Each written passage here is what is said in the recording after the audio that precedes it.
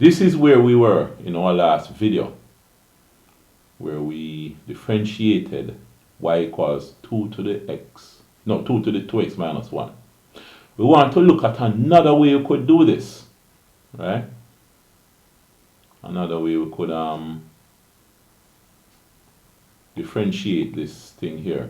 Let's copy this. And let's drag the copy down here and work on it. We should get the same thing. Should get back 2 to the 2x ln 2 when we're done. Alright? So suppose we wrote this down as y equal 2 to the 2x minus 1. Then we log both sides.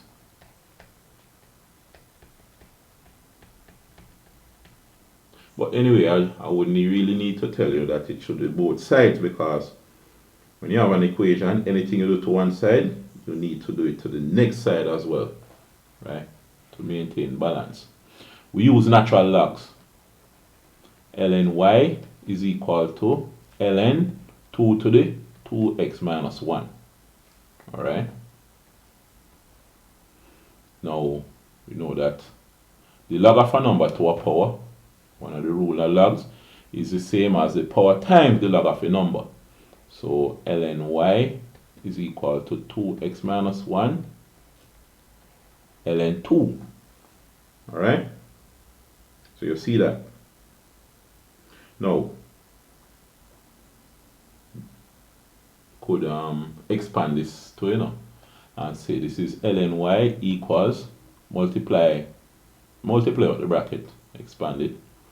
So this would be 2x ln 2 minus ln 2. Alright? You see that? After that, we can differentiate both sides. So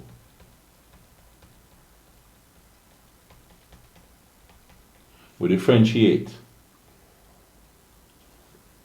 Now, what we're doing is find the derivative of ln y with respect to x is equal to the derivative of all of this here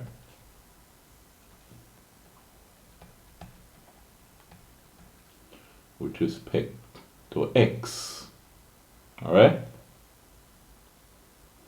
Now, we're going to differentiate ln y, but ln y is a function of y. It's really a function of a function, right? You would use a chain rule, but since y is the variable and you're differentiating y with respect to x, you use implicit differentiation, right? Over here. Now, we could say we're differentiating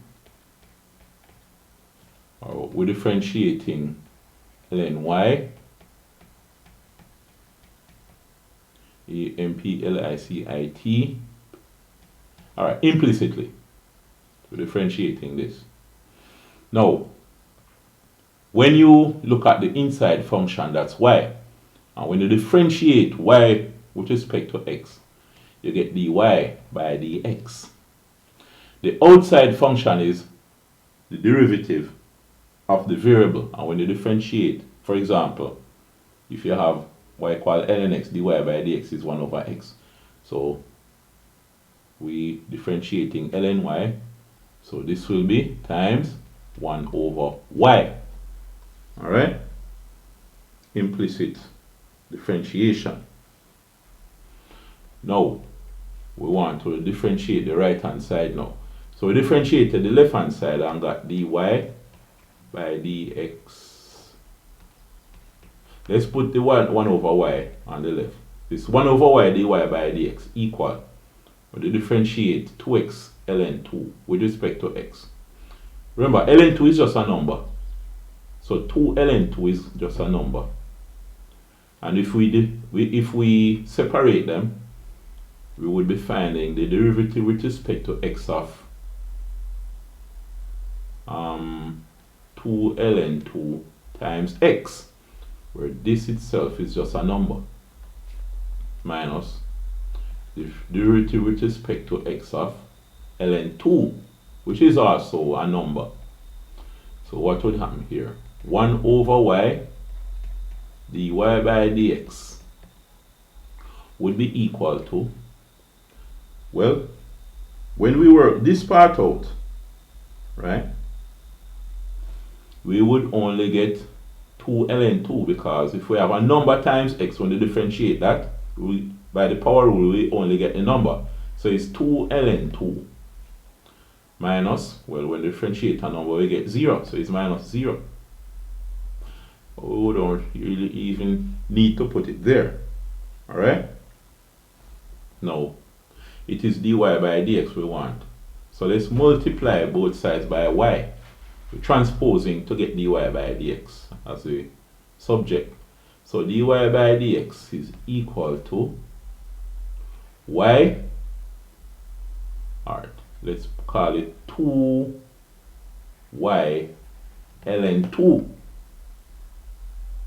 So it's 2y ln 2 that we get. But what is y? Y is 2 to the power of 2x minus 1. So this is 2 times 2 to the 2x minus 1. And then we have ln 2. Alright? Now, as I said before, you could write this as 2 to the 1. And when you add the powers, you get 2 to the, so dy by dx would be 2 to the, it would be 1 plus 2x minus 1 ln 2. In this case, 1 minus 1 is 0, so it's 2 to the 2x ln 2. So it's 2 to the 2x ln 2. Is it the same thing up here? So we have here 2 to the 2x ln 2. Same answer. Alright?